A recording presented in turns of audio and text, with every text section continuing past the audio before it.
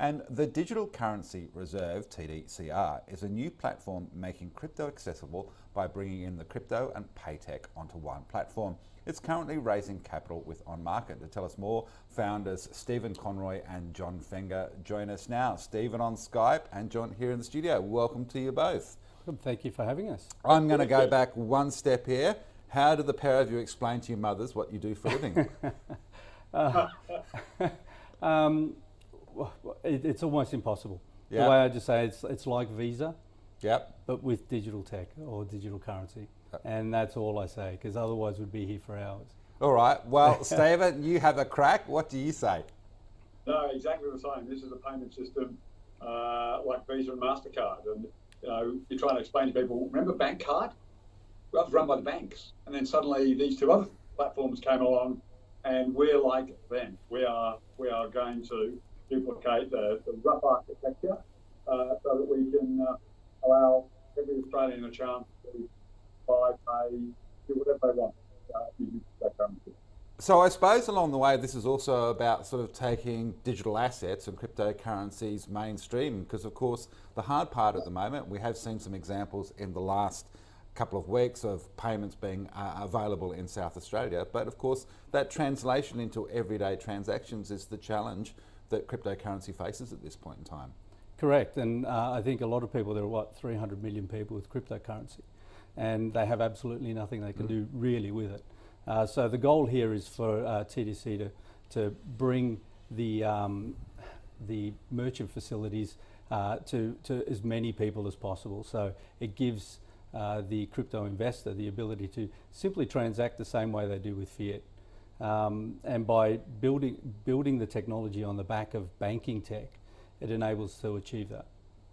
All right, now tell us a little bit about this raise. I know that you're looking for, I think it's around about $5 million all Correct. up. You've already met your minimum target, or you're just about to hit it. Yes.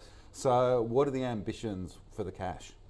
Oh, look, we're about 80% built at the moment. Our goal is to launch in Australia on a pilot in January, and the money gets us there. Stephen, you've played in the digital space for a while now, of course, as a former communications minister. What attracted you to this particular area of what I will call fintech?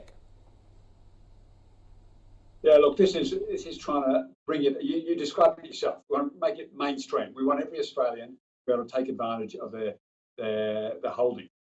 And what we want to see is a system that's transparent, that people can have confidence in, that the government regulators don't do a knee-jerk reaction like you see in some jurisdictions around the world where they banned it, crypto, it's bad. But you've seen Vanuatu, you've seen El Salvador, you've seen the New York mayor say, I want paid in crypto. You've seen Florida say, we'll take your taxes in crypto.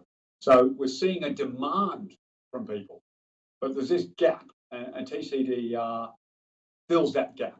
And that's what's so exciting. I mean, this is an Aussie company that could potentially rival Visa and MasterCard going forward.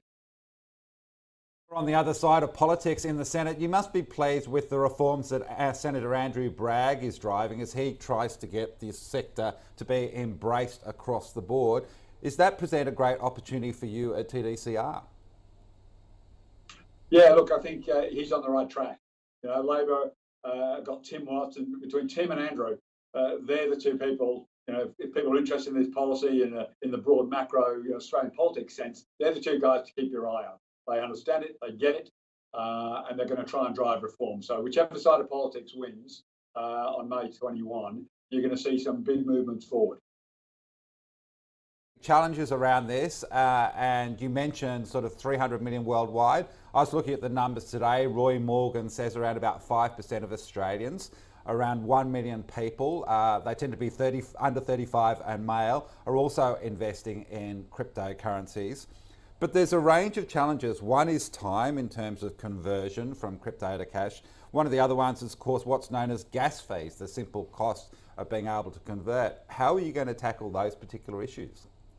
Well, I guess because we're operating in a hybrid mode, so we operate decentralized and centralized. So the majority of our transactions are all done on a closed loop network, so therefore they're instantaneous.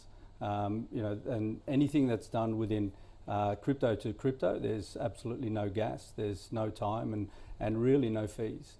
It's only when the member wants to convert back into fiat where they'll see some of those charges creep in. Now, I kind of remember many years ago when we were all joking, back when Bitcoin was worth just a couple of bucks, that, you know, people were buying pizzas with it. Why has it taken so long, and why has it been so difficult for us to get to this point? And in your case, what is the motive that is going to stop others being able to replicate what your ambitions are? Look, I guess there are two sides of the fence. There's the anti-establishment sort of crypto fanatics, I like to call them, where they really want to be separate from the establishment. They're building a network that a lot of it is comprised within the dark web, and it's an anonymous transaction. It's very hard to police and obviously to maintain a simple standard across multiple countries.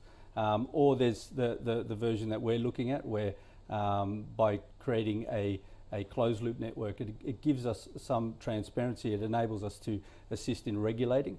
And I think the reason why it's taking so long is because a lot of people are still transacting in the dark web, and they're using crypto coin, you know, for a way of, you know, having an anonymous transaction that they don't have to declare or regulate. Stephen, in terms of the way forward for TDCR, you must have global ambitions for this business because it is a global phenomenon. Yeah, absolutely. This is a sort of platform that can go global almost instantaneously. I mean, the reserves we create are going to be in each country, and we're going to have the pilot starting, you know, if all goes to plan, by December, and then we'll have you know, possibly Singapore, possibly the US, you know, and this allows us to go global. Our model is essentially a global-based model. So when we demonstrate that proof of concept, when we can show the low cost that John's just talked about, then that's when people will really understand this is the system that begins to open it up to every Australian and anyone in the world who wants to use it. All right, well, Stephen, Conroy, John, great to have you on the show. The campaign is on onmarket.com.au. People find the details there. Thanks for joining us on Startup Daily. Thank you very much.